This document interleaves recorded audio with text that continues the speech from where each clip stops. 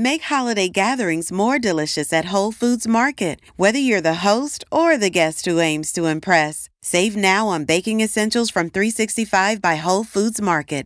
Need some extra help? Pick up crowd-pleasing flatbreads that are ready to heat, or build a lovely charcuterie board with sales on specialty cheeses and meats. Holiday wines and beers are also on sale, starting at $7.99. Host the perfect holiday party with Whole Foods Market. Must be 21 plus. Please drink responsibly. Today on CityCast DC. So the New York Times put out this itinerary of how to spend 36 hours in DC. And unsurprisingly, it is very federal, very glam, and super underwhelming to our team of locals.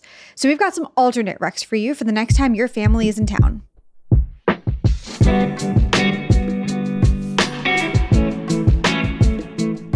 Today is Wednesday, December 13th. I'm executive producer Priyanka Tove, and here's what DC is talking about.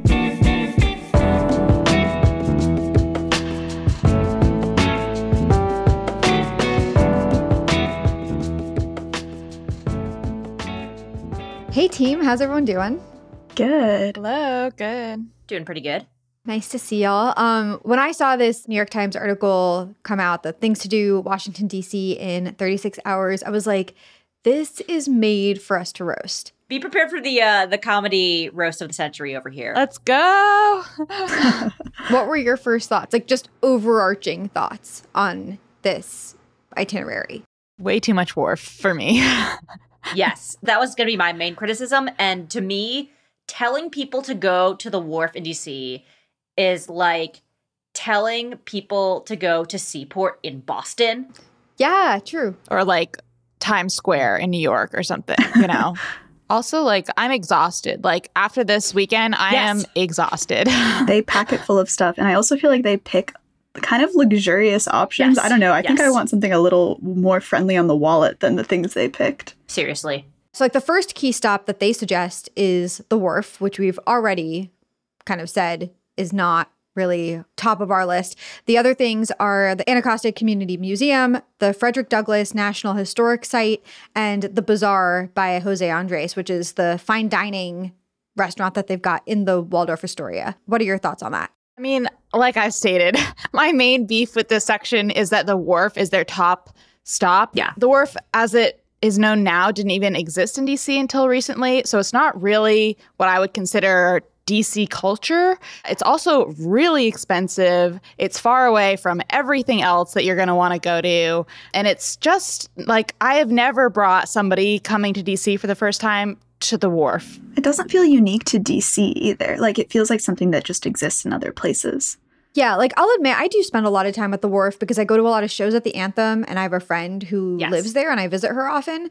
But I wouldn't say that the wharf is quintessential DC, like Susanna, you were just saying. Like most of the restaurants, there are chains. A lot of them are copies of things from New York or other places.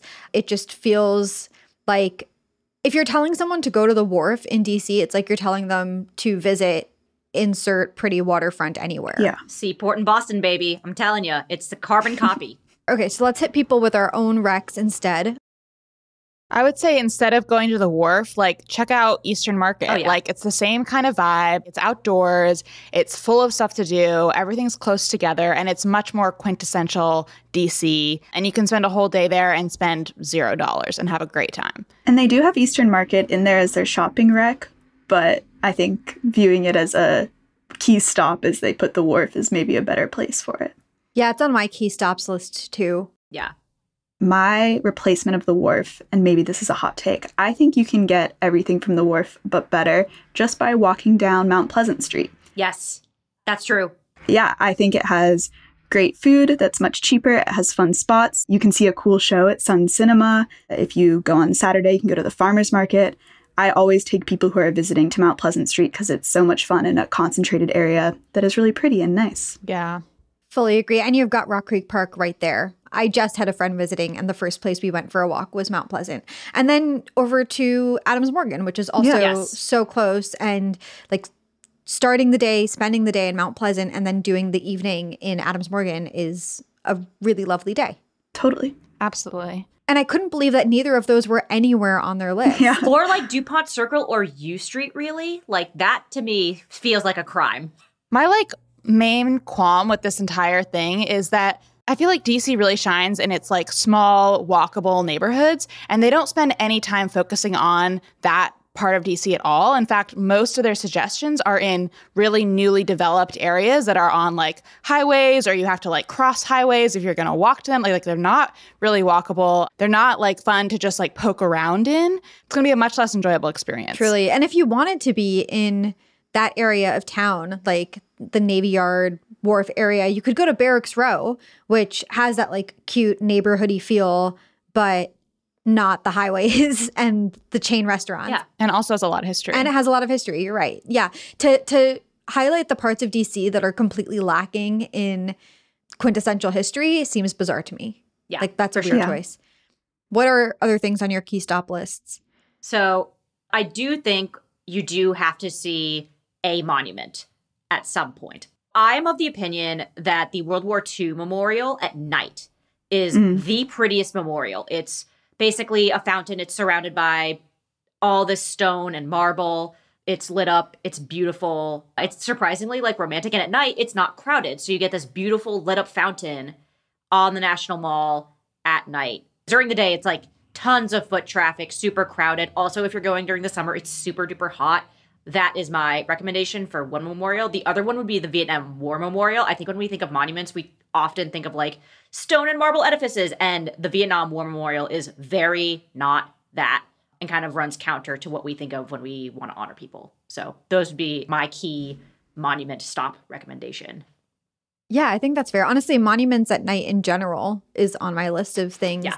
Doing that walk late at night, it's a great way to catch up with a friend, but also feel like you're taking in DC sights. It is super romantic if that's the vibe you're going for. The reflecting pool under moonlight, Beautiful. stunning. They have to do a boat tour of the monuments to see the monuments by boat. I would say to do it by bike is a more fun way. Ooh, I like that.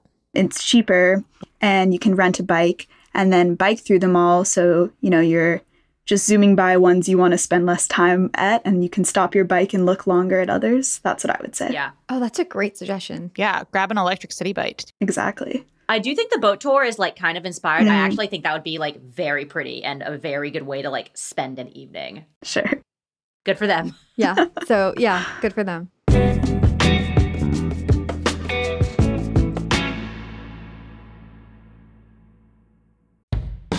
The brand new Arbor at Tacoma is built for your most convenient urban living. Whether you want to enjoy the vibrant Tacoma, DC community or comfortably retreat into a sleek sanctuary all your own. The kitchens have striking dark navy and white cabinets, and throughout the home, there are wood floors and smart home technology. Some homes even have a private outdoor space. With a quick walk to the metro, you can easily head into downtown or stay close and enjoy the retail that's on site.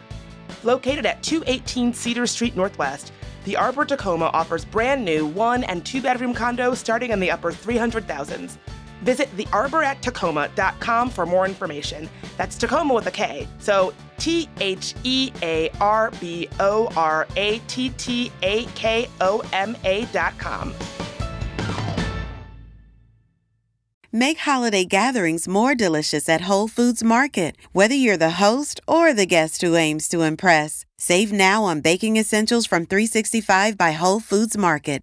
Need some extra help? Pick up crowd-pleasing flatbreads that are ready to heat, or build a lovely charcuterie board with sales on specialty cheeses and meats. Holiday wines and beers are also on sale, starting at $7.99. Host the perfect holiday party with Whole Foods Market. Must be 21 plus. Please drink responsibly. One of the key stops I actually really agree with. I think that the Anacostia Community Museum is a great choice. It's one that people don't know that much about. It has really cool exhibits. It's showcasing a different part of DC, and I'm glad that they included that one. I agree. I also thought that the Frederick Douglass National Historic Site was an interesting thing to include on the list. Okay, so I have to admit, like, I personally haven't been. I don't know a lot of other people who have, but I think that it's something that I should do. And I think it's cool that they are highlighting it and trying to encourage people to check it out. I think while you're in that area too, I mean, Anacostia has a ton to offer. You can check out, the big chair, the Anacostia Art Center, the park. Yeah, one of the biggest parks in the country. And I have nothing to really add about Bazaar. I haven't been. I'm sure it's great. Yeah, I'm sure it's fine. I think of the Jose Andres places, that's the least accessible. True. I will say the other thing, the better thing to do when you're at that building, which is the old post office building, is they have a way to get to the very top of it and you can overlook the entire mall. You're right. That should be a key stop, Julia. Good call. Yeah, that is a much better way to like take in all the monuments with minimal effort. You're in a very historic building. If you have the money to ball out for the food at Bazaar, you can. If you don't want to, you're also near Chinatown and you can ball out at one of the like 9 billion Jose Andres restaurants out there too. So win-win all around, I think. Okay, let's talk about the attractions and outdoor activities that they recommend. So the first one is the nighttime monuments tour, which we've talked about. Great suggestion. Congratulations, NYT. The second one is the Anacostia River Walk Trail. The third is the Museum of Illusions. And then the fourth is the National Museum of Women in the Arts. What are your thoughts? So I agree with the Anacostia River Walk Trail. I think it's a good one. I do think it's a little bit inaccessible if you're trying to get to it. One of the more accessible ones would be like Rock Creek Park is like accessible from almost anywhere in the city. And you really do feel like you're super duper removed from the city. Well, actually, Rock Creek Park is accessible if you already live in Northwest, but it's not like the easiest to get to otherwise. And I'm sure people in Anacostia could say the same about how the Anacostia Riverwalk is so accessible to them, you know? That's fair. I would say between Anacostia Riverwalk and Rock Creek Park, whichever one you happen to be closer to, do those. Check out a trail. Yeah, yes. Agreed. Of the attractions, I think the biggest one I have an issue with is picking a not free museum in the city of free museums, which is the Museum of Illusions is not free. They're both not free. But at least the National Museum of Women in the Arts is a uniquely DC-based museum. And that's true. To Kayla's review that she did in our newsletter, Hey DC, and on our website, dc.citycast.fm, it seems amazing. It just seems so cool. Yeah, I will say, I think I've been to both of these museums recently. I think they are both money. Museum of Illusions is a very small museum. It has 2 or 3 rooms. It's cool. I think if you want an interactive museum like that, that's good for kids, good for families, check out Planet Word. There's just a lot more to offer. Or the Air and Space Museum, which is free and incredible. Yeah. National Museum of Women in the Arts, I think, is worth the price. It's cheaper for DC residents. So I do recommend that. Yeah, I think that museum sounds great. I think if I'm picking one and picking a free one, I'm going to go with the Portrait Gallery. Same. Just because I am obsessed with the courtyard. I think it's so beautiful. And I think it's a great museum that you can walk through and see both the Portrait Gallery and the Smithsonian Art Museum. That's the one I'm picking. I do love the Portrait Gallery. I can't get over the Natural History Museum, though. I know. I can go back there over and over as well. Yeah. Also, the sculpture garden, if you're trying to do something outdoors, it's free. You just and if you're already on the mall, it's very convenient to do, and you feel like you can take a break and walk through some outdoor art. The sculpture garden is nice and refreshing. One attraction that I have on my list that is definitely a little out there is Rock Creek Cemetery in Petworth. I just think it plays into the narrative about how many green spaces DC has. A lot of the grave markers are ornate and massive and interesting to see. There are lots of famous people buried there, including Upton Sinclair, Julius Garfinkel, who was Kayla, you know the story better than I do, the department store guy. Oh, yes. He had a giant department store here in DC in the 40s that really kind of shaped fashion for the whole city for decades. Yeah, really cool. Charles Corby, who's a name I don't recognize, but he was one of the main innovators behind Wonder Bread, which is kind of random and cool. And then there's a place there called the Adams Memorial, which is a memorial that's hidden off behind shrubs. You have to kind of spiral your way through some shrubbery to get to it. And then once you get there, it's very serene and quiet and peaceful. We had it on our top places to cry in the district, actually. So yes, that helps. It does. It truly belongs there. It is a very sad sculpture. It's a memorial to a woman named Mary Ann Hooper Adams. And I won't get into her sad story because I'm not trying to bring us down. But it's a sad sculpture itself where the woman's face is shrouded by a veil and she just looks kind of depressed. But it's a serene space, if that makes sense. I just think it's a cool place to take people as here is a local space in DC that feels meaningful. I see why the New York Times isn't recommending maybe sad, serene spots. Yeah. But I think it's a good one for us to call out. Yeah. And then the next and probably most exciting section for us is restaurants and bars.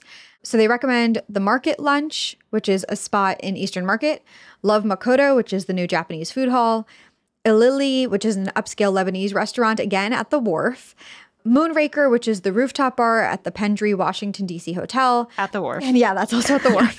And then Turning Natural, which is a pressed juice and smoothies and plant-based bites spot in Anacostia. Thoughts? So I agree with the first two. I think Market Lunch and Love Makoto are both like very cool and interesting takes on food in DC. I disagree with Ilili, and I feel like all of y'all know what I'm going to say, that if you want to get good Middle Eastern style food, walk a couple of blocks and go to Aldi instead. That's the move. Or like Maidan or Lapis or like literally anything else that's not a New York train that just opened in DC. Like, fair. What are the foods on all of your lists? Well, so I actually had not been to any of the places listed. Fair. Which is on me, and I should get to some of them. I was most intrigued certainly by the Japanese food hall. I thought that seemed really cool. I would say the number one spot I want to take people and what's on my list is Tip Cow in Columbia Heights, because I think it's really, really good food that feels sort of fancy, but actually isn't really that expensive compared to a lot of fancier places. But everything there is so good. And I'm biased because it's right by my house, but it's really good. It's also unique. I feel like a lot of people come to DC never having tried Laotian food. Yeah. I've definitely introduced a lot of people to that cuisine by taking them there. I think the things on my list that I think you just need to do if you're in DC is you have to get Ethiopian food. Like, I don't care where you do it. It's all incredible. One of my favorites is Karen or Chair, but you got to do it. And the other thing that I think is really fun to do where DC shines is like getting a cocktail at like a speakeasy-esque bar. Some of my favorites include OKPB and the Denson. There's a bunch of them. They're not really that secret. Just look them up on Google Maps. But I think it's a really unique and fun DC experience that is really accessible here in a way that it might not be in a city like LA or New York. But you do get that really upscale cocktail experience. I mean, like some of my like favorite fancy cocktails are in Eastern Market. I'm a gin girl, so this might be specific to gin people. But the Wells is like so this good. emerald green. You have to like get a reservation to get in, but like you can always like knock on the door and see if you can get in. They do fabulous cocktails. And then around the corner, if you want something a little bit more like laid back and more chill, the Betsy is great. They have gin and tonics literally that are in a fishbowl basically sized. Also, the fact that they didn't include like a happy hour spot or a bottomless brunch spot to me feels sacrilege. I don't know. Yeah, it definitely feels like things were missing. Perry's is on my list for their happy hour. Yeah. And their drag brunch. Oh, true. Yeah. Their rooftop happy hour scene is just so on point. It's an extensive food menu for happy hour, but also the drinks are really, really affordable at that time.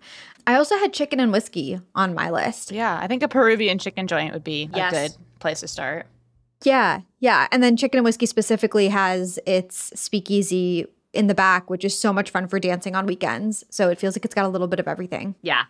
Okay, well, so I think those are the key recommendations that we needed to talk through. I also, before we go, wanted to spend a second or two talking about this itinerary of theirs. So after listing out all of the main suggestions, this New York Times article then goes on to start an itinerary at 4:30 p.m. on Friday, and then it goes through Sunday morning with lots and lots of recommendations. And I will say, compared to the 2018 version of this article, this one is a lot more feasible in terms of directions. Like the 2018 one, they had you like zooming across town. Like you had to have a magic carpet or something. Like it would not have been possible. But this one is a little bit more practical that way. But it does strike me as exhausting, like Kayla said at the top. What were your thoughts?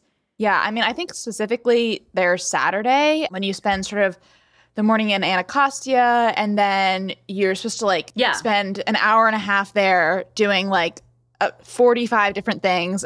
And then by 2 p.m. you're supposed to be at Love Makoto, which is all the way across town with no super easy transportation method to get there. That's, I think, the farthest reach for me. That's just like something I would never want to do both of those things in one day. It goes on to bring you to the old post office, which is yet another long walk. With the Museum of Illusions in the middle. Yeah, with the museum in the middle. So yeah, is it technically possible? Honestly, I want to try it to find out. I feel like it would be a mad dash, but yeah, you could do it. You would be very tired. I wouldn't recommend doing it with kids or anyone over the age of 30. So we've got a very limited age bracket. Very limited pool there. It also did strike me as really expensive, especially Friday. Like everything that they have you doing on Friday is hella expensive. It's so expensive. And I think in general, these New York Times 36-hour articles that they do need to factor in more nap time. More nap time. Just as a general concept. Yeah. I feel like that's a good life adjustment that needs to be made in our world. More nap time. I will say, if you're looking at the article, check out the comments, because a lot of locals popped into the comments to put some of their favorite things that you do in the city and what you shouldn't do on the New York Times list. So I think that's a good place to start too, besides our amazing takes, obviously. Well, this was really fun. Julia, Kayla, Susanna, thanks for being here. Yeah, for sure.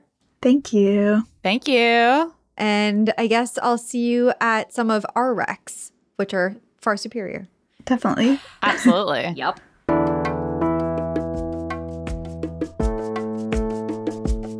That's all for today here on CityCast DC. If you enjoyed the show, tell a friend who loves weekend planning.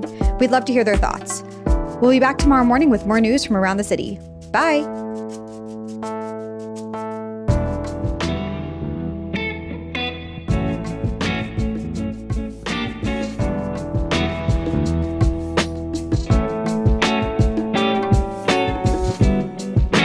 My boyfriend and I, we've put every Smithsonian to 3 categories: Republican, Democrat, and kid. Oh my God. And natural history goes in kid. So That's entirely fair. Planet Word, I would also say, is a kid one, and it's also one of my favorites. yeah, kid museums are fun.